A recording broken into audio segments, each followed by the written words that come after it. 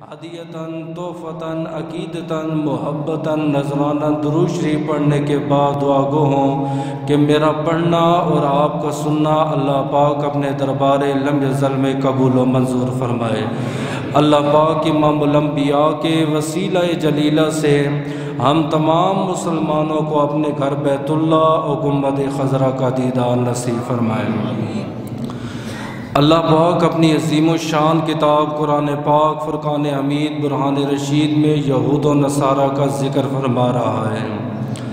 حضرت یعقوب علیہ السلام کا لقب ہے اسرائیل، اور اسرائیل کا معنی بنتا ہے اللہ کا بندہ، اور اسی نسبت سے جو آپ کے ماننے والے ہیں، جو آپ کی آل اولاد ہیں، انہیں کہا جاتا ہے بنی اسرائیل۔ اللہ پاک نے حضرت یعقوب علیہ السلام کو 12 صاحبزادے عطا فرمائے۔ ان میں سے جو ایک صاحبزادہ تھا اس کا نام تھا یہودا۔ یہودا کو جو ماننے والے ہیں، یہودا کے جو اتباع کرنے والے ہیں، انہیں کہتے ہیں ہم یہودی۔ ان میں سے سارے کے سارے گمراہ ہو گئے تھے۔ ایک فرقہ ایسا تھا جو حضرت موسیٰ علیہ السلام کی نبوت اور رسالت کا قائل تھا، باقی سب کے سب گمراہ تھے۔ اور ان کے بارے میں نبی نے فرمایا کہ یہودیوں میں 71 فرقے بنے، سارے کے سارے گمراہ ہو گئے سوائے ایک کے۔ نصارہ کسے کہتے ہیں؟ عیسیٰ علیہ السلام کی نبوت 540 سال یا 560 سال رہی۔ آپ کے جو ماننے والے ہیں، آپ کی اتباع کرنے والے ہیں، آپ کے نقش قدم پہ چلنے والے ہیں، ان کو ہم کہتے ہیں نصارہ یعنی عیسائی۔ آپ نے فرمایا عیسائیوں میں 72 فرقے بنے اور یہودیوں میں 71 فرقے بنے، میری امت میں 73 فرقے بنیں گے، کلہم فی النار، سارے کے سارے دوزخ میں جائیں گے، الا ملت واحد، سوائے ایک فرقے کے۔ اصحاب رسول نے عرض کی آقا وہ کون سا ہے؟ آپ نے فرمایا ما انا علیہ و اصحابہ، جو مجھ سے بھی محبت کرے گا میرے صحابہ کرام سے بھی محبت کرے گا۔ قرآن کی جو میں نے آیت پڑھی ہے، اللہ پاک فرماتا ہے لا تتخذوا الیہود والنصارى اولیاء، یہود و نصارہ کو اپنا دوست نہ رکھو، بعضهم اولیاء و بعض، یہ ایک دوسرے کے آپس میں دوست بھی ہیں، آپس میں مددگار بھی ہیں، لین دین بھی ہے، آپس میں ان کی بڑی عقیدت ہے، محبت ہے۔ اے مسلمانوں یاد رکھ لینا، رب کا قرآن کہہ رہا ہے یہود و نصاروں کو اپنا کبھی بھی دوست نہ بنانا۔ یہ ایک دوسرے کے دوست ہو سکتے ہیں، یہ تمہارے دوست نہیں ہو سکتے۔ اس کی وجہ کیا ہے؟ جب سے اسلام کی ابتدا ہوئی ہی اور آج تک ہر آئے دن یہود و نصارہ اسلام کے خلاف کوئی نہ کوئی سازش کھیلتے رہتے ہیں۔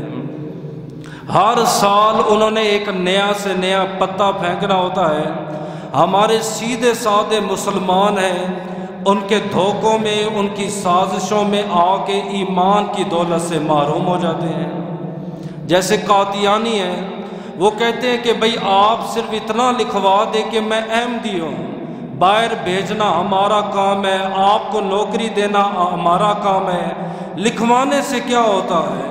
ہمارے سیدھے سادے جو مسلمان ہیں، جن کا دین اسلام سے دور دور تک نہ کوئی واسطہ ہے، نہ علماء کی مجلس میں بیٹھتے ہیں، نہ ہمارے قریب آتے ہیں، ان کا یہ سوچ ہوتی ہے کہ احمدی لکھنے سے کیا ہوگا۔ احمدی لکھ کے وہ ایک نئے نبی کو نبی مان لیتے ہیں، رسول مان لیتے ہیں، نکاح سے بھی فارغ ہو جاتے ہیں، ایمان سے بھی فارغ ہو جاتے ہیں۔ اسی طرح یہودی ہر سال ایک نیا سے نیا فتنہ آگے کرتے ہیں، جس میں کئی مسلمان شریک ہو جاتے ہیں، اور بعض ایسے فتنے ہیں کہ وہ دین اسلام کی دولت سے محروم ہو جاتے ہیں۔ آج موجودہ دور کا جو سب سے بڑا فتنہ جو سوشل میڈیا پہ وائر ہوا، لاکھوں کروڑوں مسلمان اس کے فتنے میں مبتلا ہو چکے ہیں، جس کا نام ہالوین رکھا گیا ہے۔ آج ہم یہ ذکر کریں گے ہالوین ہے کیا، اس کی حقیقت کیا ہے۔ غیروں کے جو تہوار ہیں، کرسمس ہو گیا، ہولی ہو گئی، دیوالی ہو گئی، ان میں جانا، ان میں شریک ہونا، غیروں کو مبارکباد دینا، ان کے ہاں کھانا پینا، یہ کیسا ہے؟ اس سے پہلے میں اللہ کی بارگاہ میں دعا کرتا ہوں، اللہ مجھے اور آپ کو حق اور سچ بیان کرنے کی اور سننے کی اور اس پر عمل کرنے کی توفیق عطا فرمائے۔ نبی پاک کے مدینہ طیبہ میں یہودیوں کے 3 بڑے گروہ تھے۔ ایک تھا بنو قریظہ، دوسرا تھا بنو نذیر، تیسرا تھا بنو قینقاع۔ اور 2 بڑے مدینہ طیبہ میں قبیلے مشہور تھے، ایک کا نام اوس ہے اور دوسرے کا نام خزرج ہے۔ اوس اور خزرج جو تھے یہ یہودیوں سے بڑی محبت رکھتے تھے، بلکہ ان کے کئی لوگ یا بنو نذیر میں داخل ہو جاتے، یا بنو قینقاع میں داخل ہو جاتے، یا بنو قریظہ میں داخل ہو جاتے۔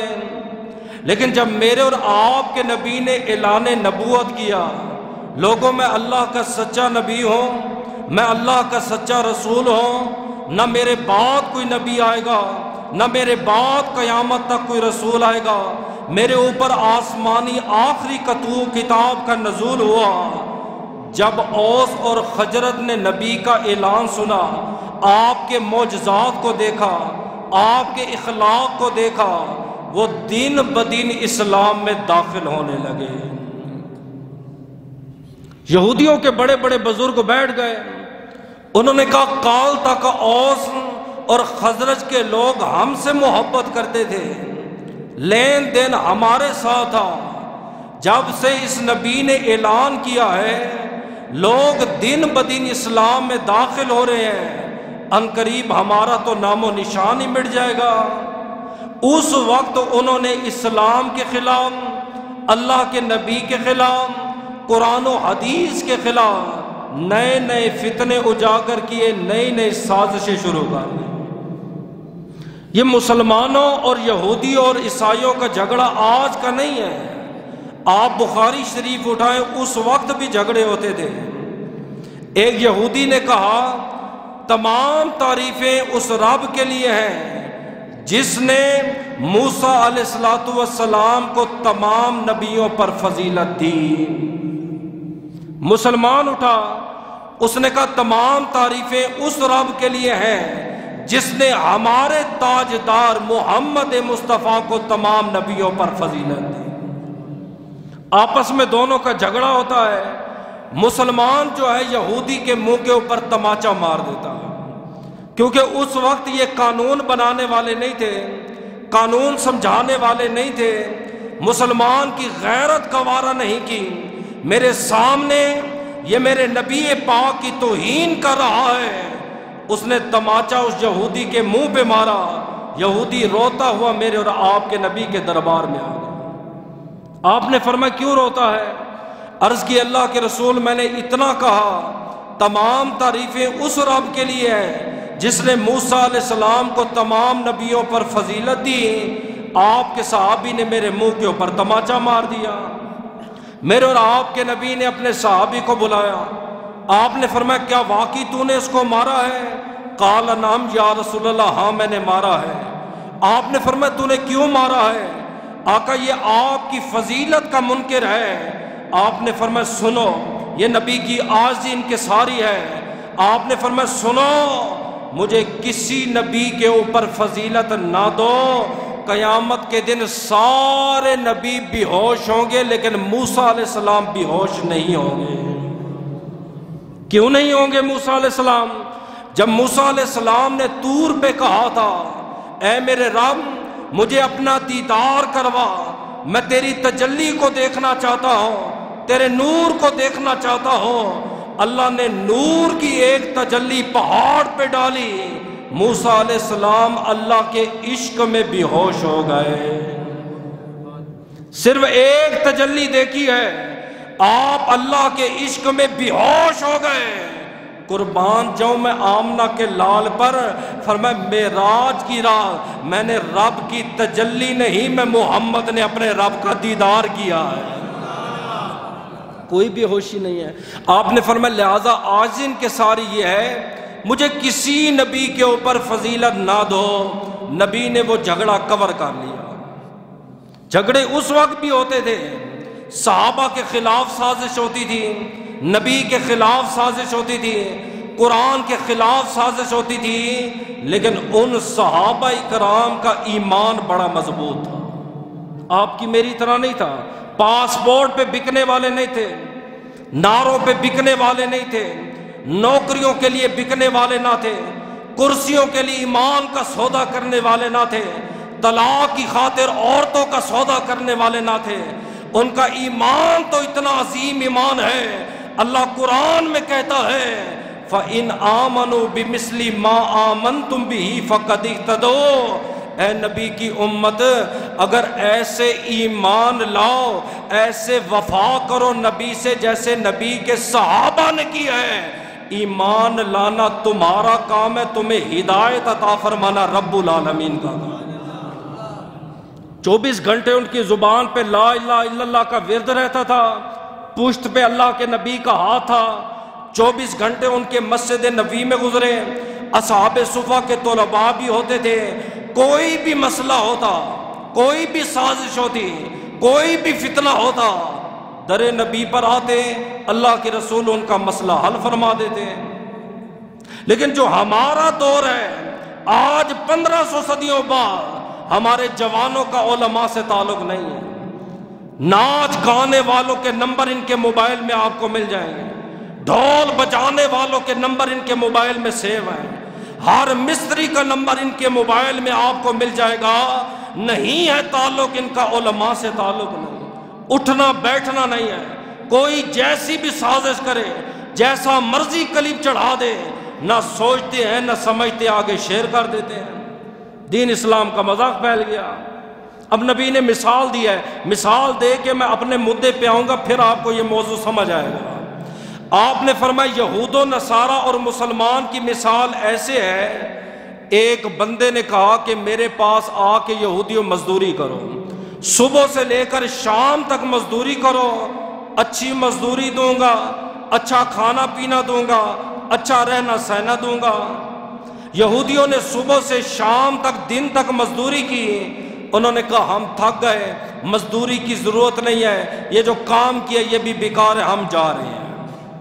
مالک نے بڑا سمجھایا یار تھوڑی دیر مزدوری کر لو، شام تک کر لو، انہوں نے کہا ہمیں ضرورت نہیں، چلے گئے۔ پھر مالک نے دوسری جماعت کو کہا میرے لیے کام کرو، صبح سے شام تک میرے لیے مزدوری کرو، اچھا کھانا پینا ہوگا، رہنا اچھا ہوگا، مزدوری اچھی ہوگی۔ وہ جماعت عیسائیوں کی تھی، صبح سے دن تک کام کیا، انہوں نے کہا ہم تھک گئے ہیں، تیری مزدوری کی ہمیں ضرورت نہیں، اجرت کی ضرورت نہیں، کھانے پینے کی ضرورت نہیں، ہم جا رہے ہیں۔ پھر اس مالک نے مسلمانوں کو کہا آؤ مسلمانوں میرے لیے مزدوری کرو، صبح سے شام تک کرو، میں تمہیں اجرت دوں گا، اچھی مزدوری دوں گا۔ مسلمان نے مزدوری شروع کی، صبح کی نماز پڑھی، ظہر پڑھی، عصر پڑھی، مغرب پڑھی، عشاء پڑھی، رات تک اس رب کے لیے مزدوری کرتے رہے۔ نبی پاک نے فرمایا ملا کیا؟ فرمایا عیسائی اپنی مزدوری چھوڑ گئے تھے، اللہ نے مسلمانوں کو دے دی۔ یہودی اپنی مزدوری چھوڑ گئے تھے، اللہ نے وہ بھی مسلمانوں کو دی۔ 2 مزدوریاں وہ ہو گئیں، تیسری فرمایا صبح سے لے کر جو شام تک انہوں نے رب کی عبادت کی، رب نے بھی بے شمار اس کو اجر و ثواب عطا فرمایا۔ کہ نبی نے مثال دے کے ہمیں سمجھایا، اور ساتھ ہی فرمایا ان کو دوست نہ بنانا، یہود و نصارہ کو، یہ تمہارے دوست نہیں ہیں، آپس میں یہ دوست ہیں، تمہارے دوست نہیں ہو سکتے۔ اب انہوں نے نیا فتنہ چھوڑا ہے جس کا نام ہے ہالووین۔ ہالووین کیا ہے؟ آج سے تقریباً 2000 سال پہلے برطانیہ کے اندر ایک قبیلہ تھا، چھوٹا تھا، جسے لوگ سیلڈ کے نام سے جانتے تھے۔ یہ 3-4 چھوٹے چھوٹے قبیلے تھے، اور ان کا جو مین بزنس تھا وہ کھیتی باڑی کا. اس دور میں سب سے بڑا جو بزنس ہوتا تھا وہ تھا کھیتی باڑی. کھیتی باڑی کرتے تھے.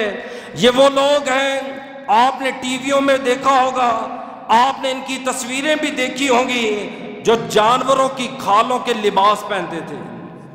جس جانور کو یہ قتل کرتے اس کی ہڈی اٹھا کے اپنے گلے میں ڈال دیتے تاکہ پتہ چلے جی اتنا بہادر ہے، شیر کو مارا ہے، اس نے سور کو مارا ہے، اس نے جنگلی بیل کو مارا ہے، ہڈی جو اس کے گلے میں ہے.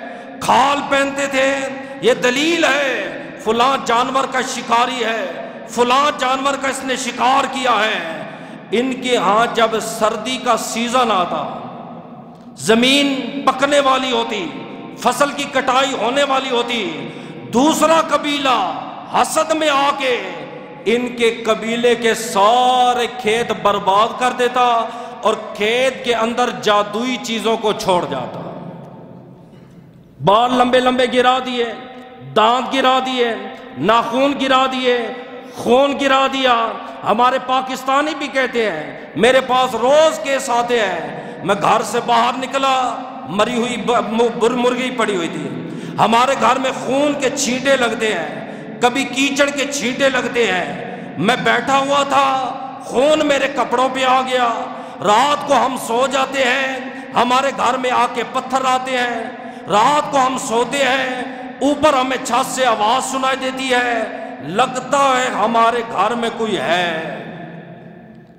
پھر جو جیلی عامل ہیں، جیلی پیر ہیں، ان کی تو موج لگ جاتی ہے.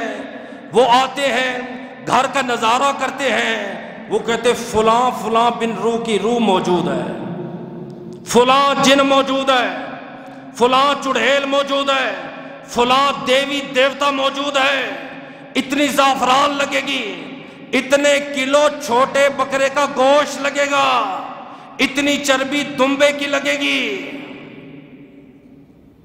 سمجھے؟ یہ اتنا مال لگے گا جس کو ٹوٹل کیا جائے. بعض دفعہ کستوری کی بھی ڈیمانڈ کرتے ہیں. یہ گھر والوں کو دیکھ کے وہ بتاتے ہیں ان کا کاروبار چلا ہوا ہے. یہی کام ان کے ساتھ ہوا تھا 2000 سال پہلے. کھیت ان کے جل گئے، کھیت ویران ہو گئے. انہوں نے کہا کس نے جلائے ہیں؟ انہوں نے دیکھا کہیں بال پڑا ہے، خون پڑا ہے، جادوئی چیزیں پڑی ہیں. انہوں نے کہا یہ بد روحوں نے کام کیا ہے، جن کے ساتھ ہم نے زندگی میں برا سلوک کیا ہے، جن کے ساتھ ہم زندگی میں برا پیش آئے ہیں، ان جسموں کی روح واپس نکلتی ہے. سردی آنے سے پہلے زمین پہ آتی ہے. انسان کے جسم کو، انسان کے مال کو، انسان کے گھر بال کو، انسان کے بال بچوں کو تکلیف پہنچاتی ہے. انہوں نے یہ سارا مدعا اپنے بزرگوں کو جا کے بتایا کہ جیسے سردی شروع ہوتی ہے ہمارا نقصان ہو جاتا ہے، بدروحیں آتی ہیں، اب ہم اس کا حل کیا ہے؟ ان کے بزرگ نے ایک میٹنگ کی اور کہا ایسا ہے، آپ نے ہر سال اسی سیزن میں ہالووین منانا ہے. ہالووین کیا؟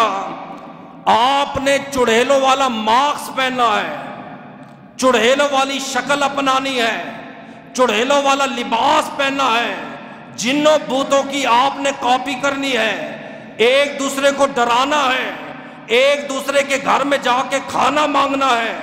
دوسرے کے گھر جب کھانا مانگنے جائے گا دوسرے پر لازم ہے وہ اس کو کھانا دے گا. اگر جو انکار کرے گا، بری روح، بد روح اس کے گھر میں داخل ہوگی، اس کا مال بھی برباد ہو جائے گا، اس کی آل اولاد بھی برباد ہو جائے گی. 2000 سال پہلے یہ قبیلہ وہاں سے شفٹ ہوا، یہ شفٹ ہو کے امریکہ میں داخل ہو گیا. امریکہ میں یہ رسم شروع ہوئی. امریکہ کرتا کرتا برطانیہ اس کی لپیٹ میں آیا، کینیڈا اس کی لپیٹ میں آیا.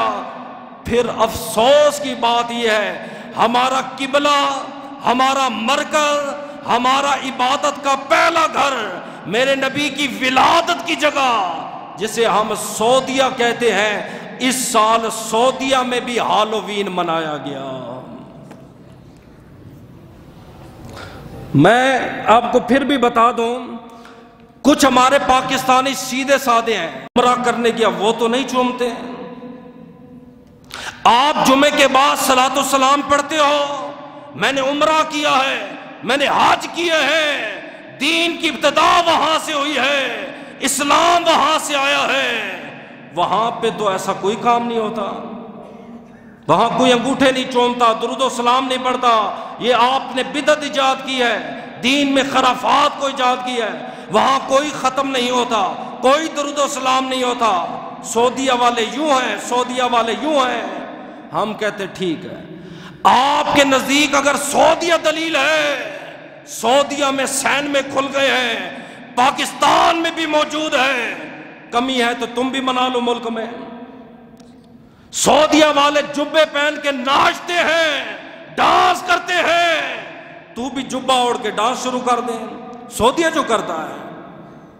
سعودیہ والے داڑھی کو یوں بناتے ہیں جس کے بارے میں علماء نے لکھا ہے حرام ہے، بنانے والا بھی حرام ہے، بننے والا بھی حرام ہے، اس کی کمائی دینا اور لینا اور کھانا بھی حرام ہے. تو داڑھی کا ڈیزائن یوں بنا دے. سعودیہ جو تیرے لیے دلیل ہے، سعودیہ دلیل نہیں، ہمارے لیے دلیل ہے قرآن تے نبی کی حدیث. وہ چاہے سعودیہ میں ہو، چاہے وہ لندن میں ہو، چاہے وہ امریکہ میں بھی ہو، جہاں بھی قرآن حدیث ہوگا مسلمان اسے فالو کرے گا. یہ دلیل ہی غلط ہے. کل خدا نہ کرے سعودیہ میں انگریز کی حکومت آ گئی، سعودیوں میں یہودیوں کی حکومت آ گئی، کیا کہو گے؟ انگریز یوں کرتے ہم یوں کریں گے. سعودیہ ہمارے لیے دلیل نہیں، ہمارے لیے دلیل ہے قرآن تے نبی کا حدیث. دیکھنا یہ ہے قرآن کیا کہتا ہے، نبی کی حدیث کیا کہتی ہے. یہ جو بھی باتیں میں کر رہا ہوں آپ یوٹیوب پہ باقاعدہ دیکھ سکتے ہیں. آیا سعودیہ والوں نے کیسے منایا ہے؟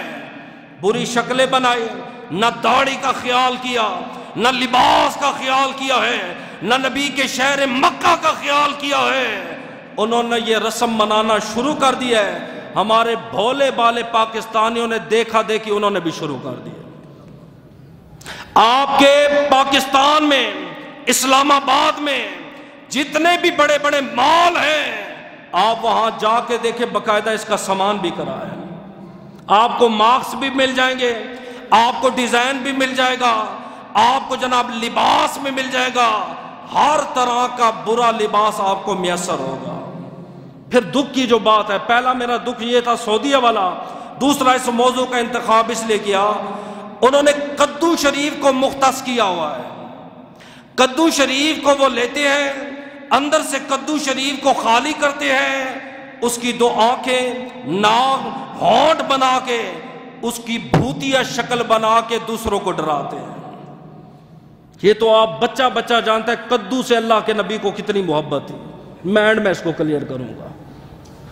پھر ہمارے پاکستان میں جو بڑے بڑے لوگ ہیں، بڑے بڑے طبقے والے ہیں، ان کا بڑا نرم رویہ ہے. وہ کیا کہتے ہیں، ہمیں کرسمس پہ جانا جائز ہے. دیکھیں جی، وہ ہمیں عید میلاد النبی سیلیبریٹ کرتے ہیں، ہم بھی کرتے ہیں. جانا ہے بخوش آمدید کہنی ہے، ان کے جنازوں پہ چلے جائیں، ہولی پہ چلے جائیں، دیوالی میں چلے جائیں. کیا ہوتا ہے جانے کا؟ ہم مل کے رہنا چاہتے ہیں، ہم ایک ہونا چاہتے ہیں. آپ ہمیں جدا کر رہے ہو، مولوی فتنہ ڈال رہے ہیں. میں کہ اٹھا رب کا قرآن. قرآن کہتا ہے لا تتخذوا اليہود والنصارى اولیاء. فرمایا نہ یہودی تمہارے یار ہو سکتے ہیں، نہ نصارہ تمہارے یار ہو سکتے ہیں. اگر تمہارا حقیقی کوئی مخلص ہے، خیر خواہ ہے، وہ ایک رب ہے تے رب کے سچے سچے نبی ہے. یہ قرآن کا فیصلہ، مولوی کا نہیں ہے. ہماری مجبوری یہ، ہم پڑھ کے سناتے، نظروں میں ہم آ جاتے ہیں. آپ خود قرآن پڑھیں، خود تفسیر پڑھیں. قرآن کہتا ہے یہ تمہارے یار تھے، تمہارے دوست نہیں ہے. اب رہی بات کرسمس کی، ہالووین کی، ہولی کی، دیوالی کی، ان میں جانا، ان کا پرساد لینا، ان کی مٹھائی کھانا، ان میں رنگ جانا، ان میں مل جانا، ان کے ذبح شدہ جانور کھانا کیسا ہے؟ علماء کہتے ہر وہ رسم، چاہے وہ ہندو کی ہو یا وہ مسلمان کی ہو، جس سے قرآن کو نقصان پہنچ رہا ہو، نبی کی حدیث کو نقصان پہنچ رہا ہو، مسلمان کے حلال مال کو نقصان پہنچ رہا ہو، وہاں پہ جانا، وہاں پہ شریک ہونا، وہاں کھانا پینا، یہ سب اور سب ناجائز اور حرام ہے۔ یہ فتویٰ ہے علماء کا، آپ نہیں جا سکتے۔ رہی بات کہ سیلیبریٹ کرتے کیا ہوتا ہے، آپ کو پتہ بھی ہے کرسمس ہے کیا؟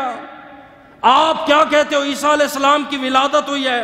ایک بندہ میرے ساتھ بحث کرنے لگ گیا، مولانا صاحب دیکھو نبی کے میلاد ہوتا ہے، نبی کی ولادت ہوتی ہے، آپ عید المیلاد النبی بناتے ہو، آپ بتیاں لگاتے ہو، چراغاں آپ کرتے ہو، جانور آپ ذبح کرتے ہو، بڑے بڑے پروگرام آپ کرتے ہو، یہی کام عیسائی کر رہے ہیں، اپنے نبی کی ولادت کی خوشی منا رہے ہیں، آپ کو کیا تکلیف ہے؟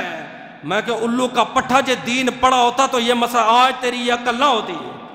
کرسمس اس کو کہتے ہیں، بات اگر نبی کی ولادت کی ہوتی، خدا کی قسم ہم ان سے بھی بڑھ چڑھ کے میلاد مناتے، ہم عیسیٰ کا میلاد مناتے، ہم عیسیٰ پیغمبر کی خوشی کرتے۔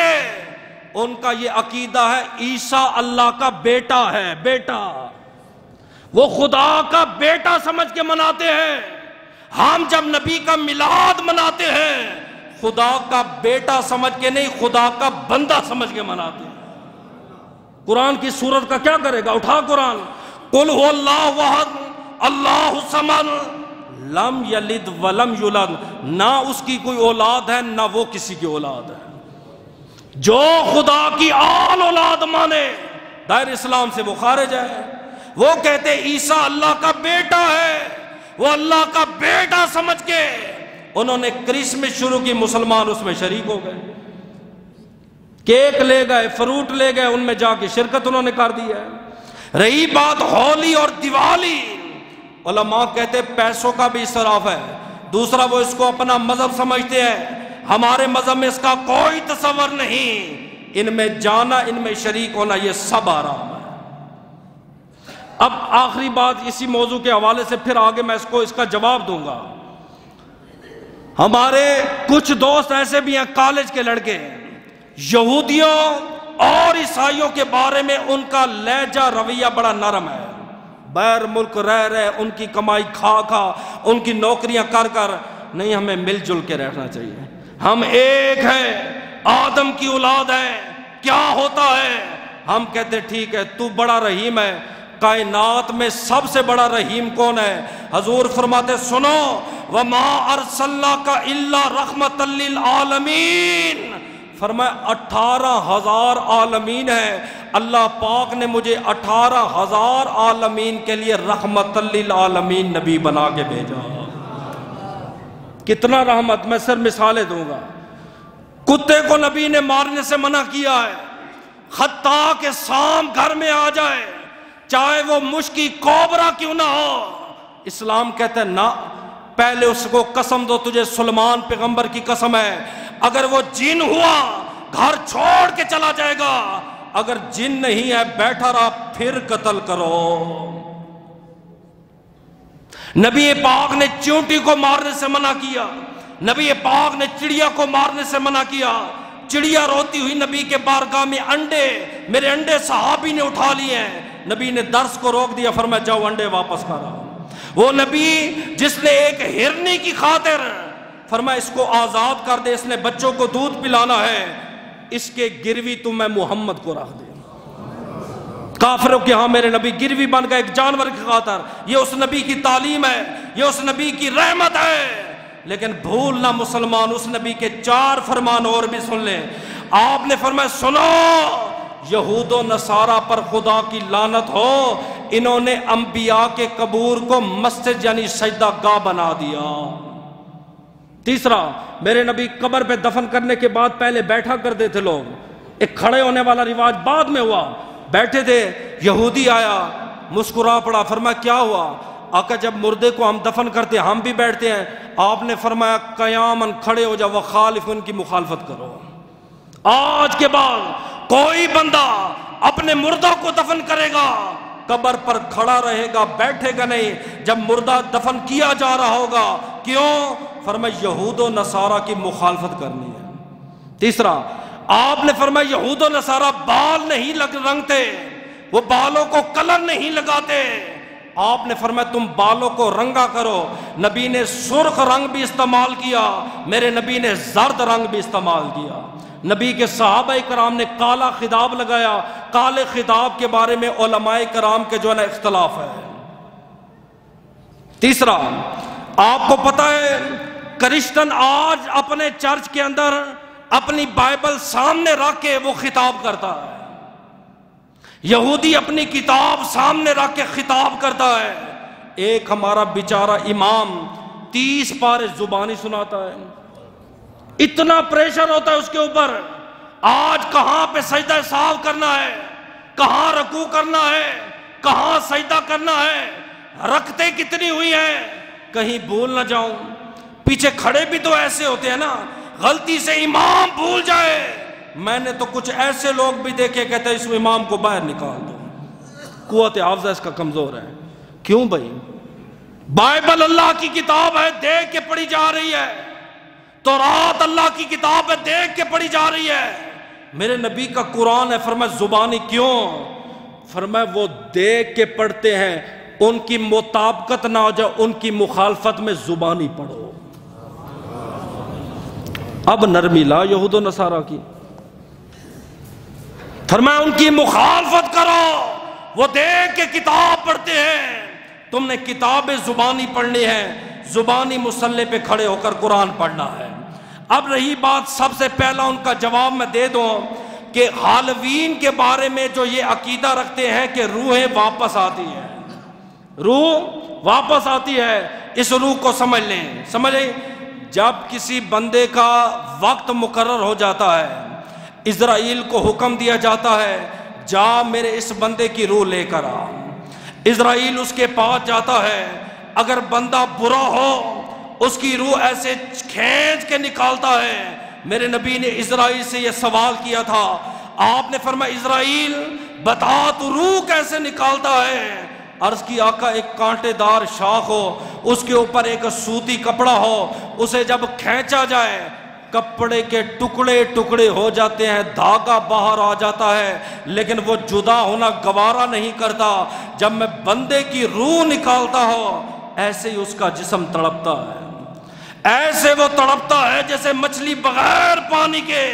میرے نبی کی آنکھوں سے آنسو آئے، آپ نے فرمایا ملک الموت جتنا زور ہے سارا زور میرے اوپر آزما لے، میری امت بڑی کمزور ہے، میری امت کو تکلیف نہ دینا۔ اسرائیل آتا ہے اور کہتا ہے اے خبیث بدن والے، اے خبیث روح، آج تیرا وقت پورا ہو گیا ہے، آ میرے ساتھ چل۔ اسرائیل روح لے کر آسمان کی بلندی پہ جاتا ہے، پہلے آسمان والے پوچھتے ہیں اتنی گندی روح کس کی ہے؟ وہ کہتے فلاں بن فلاں کی ہے۔ وہ کہتے جاؤ بھائی اس کو لے جاؤ، اس کے ٹھکانے میں پہنچا دو۔ دو ٹھکانے روحوں کے، علیین اور سجیین، ان میں ایک میں مومنوں کی روح ہوتی ہے، دوسروں میں کافروں کی ہوتی ہے۔ اب آپ کے ذہن میں خیال آئے گا روح اوپر چلی گئی، بدن خالی ہے، آپ نے غسل دیا، کفن دیا، قبر میں داخل کیا، پھر مردہ سے سوال ہوتے کیسے ہوتے ہیں؟ روح تو پہنچ گئی اوپر، بغیر روح کے جسم نہ سوال کا جواب دے سکتا ہے نہ سن سکتا ہے۔ علماء لکھتے ہیں یہ سوال دونوں سے ہوتے ہیں، روح سے بھی ہوتے ہیں، جسم سے بھی ہوتے ہیں۔ پھر جب اس کا فیصلہ ہو جاتا ہے ہمیشہ ہمیشہ اس کی روح اوپر رہتی ہے، واپس نہیں آتی۔ اب آئی مومن کی باری، جب بندہ مومن کی موت ہوتی ہے فرشتہ اس کے سامنے آتا ہے، آپ کہتے ہو نا اچانک موت آ گئی جی پتہ نہیں چلا، اس کا کمال نہیں ہے۔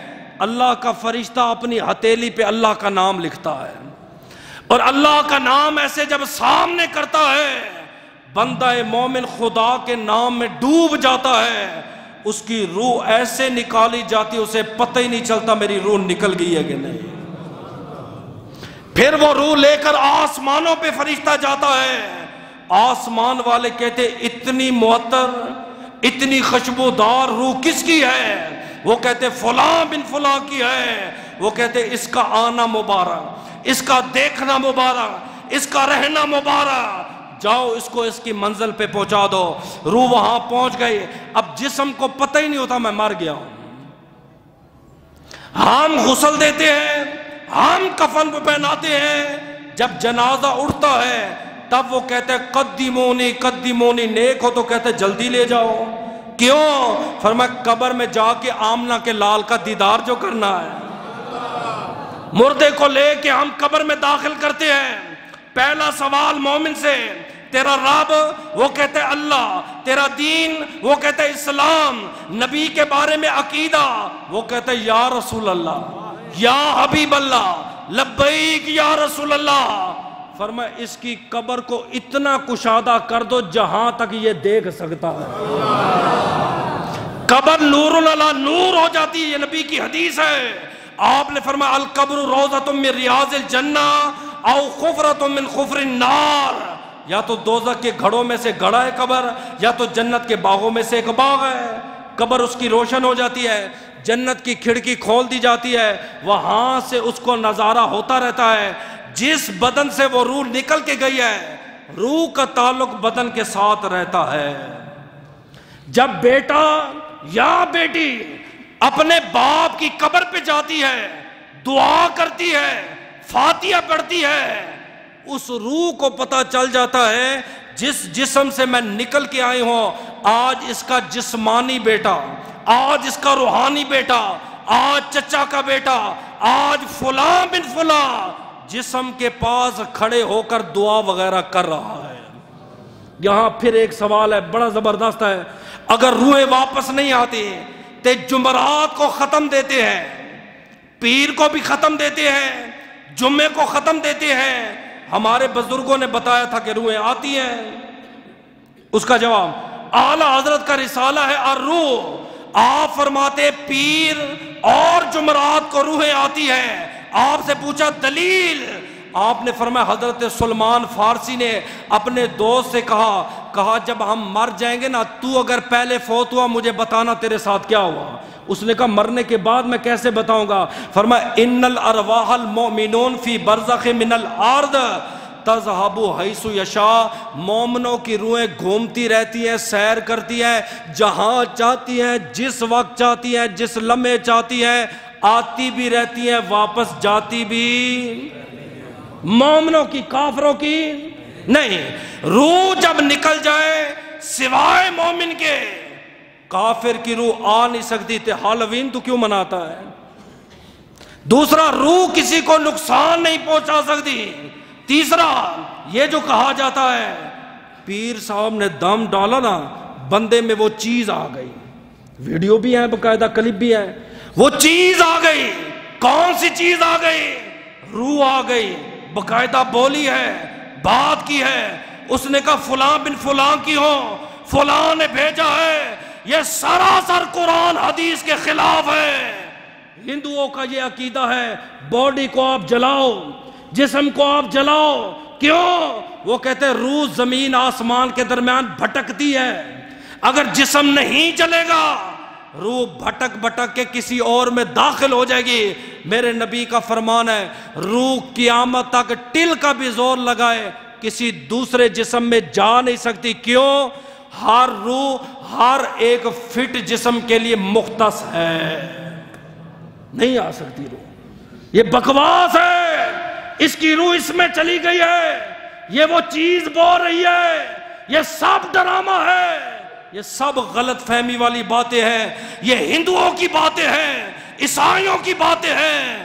ہم مسلمان ہیں، ہمارا عقیدہ سن لو، چاہے وہ ہالوین کی رسم ہو، چاہے وہ کوئی بھی رسم ہو، چاہے وہ روح ہو یا جن ہو یا دیو پری ہو، ہم کہتے ہیں ساری کائنات ایک پڑھنے میں جگہ ہو جائے، اس وقت تک آپ کو نقصان نہیں دے سکتی جب تک رب نہ چاہے۔ اللہ کی مرضی کے بغیر ایک پتا بھی نہیں ہل سکتا، ایک تنکا بھی نہیں ہل سکتا۔ نفع نقصان کا مالک وہ اللہ ہے، وہ بندہ نہیں ہے کہ بندے نے جن چھوڑ دیے تو بندے نے روح چھوڑ دیے۔ روح آپ کے میرے بس میں ہے ہی نہیں ہے، اس کا کنٹرول صرف اور صرف اللہ پاک نے مالک الموت کو دیا ہے۔ دو، تیسرا، کدو شریف کو جو بنا کے بھوتیا شکل دی جاتی ہے، کہ ہمارے مسلمانوں نے باقاعدہ گھروں میں کدو شریف لگایا۔ اوے بھئی کیا ہے؟ کہتے ہالووین منا رہے ہیں۔ کدو شریف ہے کیا؟ آپ نے فرمایا گھر میں کدو پکایا کرو، اس سے غم ہلکا ہوتا ہے، دل کو سکون ملتا ہے، اللہ تکلیفیں تے مصیبتیں دور کرتا ہے۔ کیوں؟ کریلا بھی ہے، شریف نہیں کہتے، بھنڈی بھی ہے، کوئی شریف نہیں ہے، بینگن بھی ہے، کوئی شریف نہیں ہے، کدو کو کدو شریف کو کدو نہ کو کیوں؟ فرمایا یہ میرے مصطفیٰ کو پسند تھا، نسبت مصطفیٰ کی وجہ سے خدا نے اتنی شفا رکھی ہے۔ غم والا کھائے غم دور ہو جاتا ہے، بیمار کھائے بیماری دور ہو جاتی ہے۔ دل کو جس کا امراض و بعض حکیم کہتے وہ کدو کھائے۔ صحابی رسول گھر آئے، بیوی سے پوچھا کیا پکا ہے؟ اس نے کہا جی کدو شریف پکے ہیں۔ بڑا خوش ہو گیا، چہرے پہ مسکراہٹ آ گئی۔ بیٹا بیٹھا ہوا تھا، عمر 7-8 سال ہے، ایسے بچے کے اوپر شریعت کے حکم لاگو نہیں ہوتے، نابالغ ہے۔ اس نے کہا میں نے کدو نہیں کھانے، اتنی بات کہنی تھی۔ صحابی رسول اندر گئے، تلوار اٹھائی، بیٹا اٹھ کے بھاگ گیا۔ 4-5 دن باہر گھومتا رہا۔ صحابی نے اعلان کر دیا میرا اس بچے کے ساتھ کوئی تعلق نہیں۔ لوگوں نے کہا کیا جرم ہے؟ اس نے کہا اس نے کدو شریف کی توہین کی ہے اور کہا کہ میں کدو نہیں کھاتا، کدو مجھے پسند نہیں ہے۔ علماء کا فتویٰ ہے کہ کدو سامنے آ جائے، آپ کو پسند نہ ہو، آپ یہ کہیں کہ میرا دل نہیں کہہ رہا، یہ نہ کہیں کہ مجھے پسند نہیں ہے، کیونکہ نبی نے اس کو پسند کیا ہے۔ 4-5 دن بعد جب اس کو مسئلہ سمجھ آیا، واپس آیا، باپ سے معافی مانگی اور کہا جب سے میں آپ سے جدا ہوا ہوں ہر روز میں کدو شریف کھاتا رہا ہوں۔ فرمایا وہ بات ٹھیک ہے، لیکن ایک بار جو تو نے توہین کی ہے، قیامت کے دن کون سا منہ لے کر اللہ اور اس کے رسول کے سامنے جاؤں گا۔ سمجھے؟ تیسرا ہے بھوتیا لباس پہننا، جو پاکستان میں بک بھی رہا ہے ہالووین کے نام پہ، اور باقاعدہ لوگ پہنتے بھی ہیں۔ اس کے نام پہ لوگ جو ہے نا وہ فنی کلپ بھی بناتے ہیں، وہ سمجھتے کیا ہوگا، یہ مذاق بھی ہے۔ کچھ لوگوں نے تو ابھی تک مذاق سمجھا ہے۔ جمعۃ المبارک کے دن بازار میں آخری بات ہے، جبہ بک رہا تھا، حضرت عمر نے خرید لیا، عرض کی آقا آپ کے کپڑے سادے ہیں، میں چاہتا ہوں جمعے کا خطبہ دیتے ہیں، بڑے بڑے بادشاہ وزیر آتے ہیں، آپ جبہ پہن کے خطاب کیا کریں۔ آپ نے دیکھا وہ ریشمی تھا، میرے نبی نے اتار کے پھینک دیا۔ آپ نے فرمایا سنو، یہ کافروں کے لیے دنیا میں ہے، ہمیں خدا آخرت میں دے گا، ہم یہ لباس نہیں پہنیں گے۔ مرد کے لیے سونا بھی حرام ہے، ریشمی لباس بھی حرام ہے۔ تیسری بات، اس طرح کی چیزیں بیچنا، مارکس ہو گیا، ٹھیک ہے، ہولی کی چیزیں ہو گئیں، یہ کرسمس کی چیزیں ہو جائیں، یا غیر مذہب میں جو چیزیں استعمال کی جاتی ہیں، مسلمان کا ان کو بیچنا کیسا ہے؟ صحابی نبی کے سامنے آیا، سونے کی انگوٹھی پہنی ہوئی تھی۔ اللہ کے رسول نے فرمایا جو بندہ سونے کی انگوٹھی پہنے گا مرد کے لیے حرام ہے، قیامت کے دن دوزخ کے ایندھن میں جائے گا۔ اس نے ایسے اتار کے زمین پہ پھینک دیا۔